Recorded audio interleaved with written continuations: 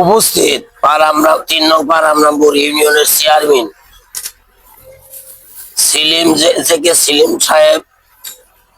আমাদের এই আস্থা আমরা চলাফেরা করতে আমাদের অনেক সমস্যা, রাস্তা অনেক কষ্ট হয়, বন্যার কালেও অনেক কষ্ট হয়, আমরা চলাফেরা করতে পারি না। আমাদের বর্ডার এলাকা, এই জায়গা নামা এলাকা। আর এখন উনি এই রাস্তার জন্য এক মাস আগে আমাদের কথা দিয়েছিলেন 6 মাসের মধ্যে এই রাস্তা এই কাজ উনি সমাপ্তি করবেন।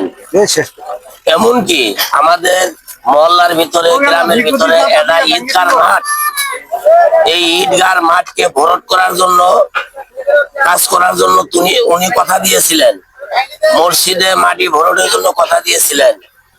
উনি 1 মাস যাওয়ার পরেই উনি এই কাজগুলো ধরার জন্য চেষ্টা করছেন, অথবা আমাদেরকে সুযোগ সুবিধা দিয়েছেন। আজকে আমরা এই রাস্তা সাবেক মেম্বার শাহরুদ্দিনের বাড়ি থেকে আর ওই খালেকপুর পর্যন্ত, এই জলিল খালেকপুর পর্যন্ত এই বাড়ি, এই রাস্তা মাটি কাটার জন্য আজকে আমরা উদ্বোধন করতে আছি। আমাদের এই এলাকার হতে এই রাস্তাটা হয়ে গেলে জনগণের অনেক সুযোগ সুবিধা হবো।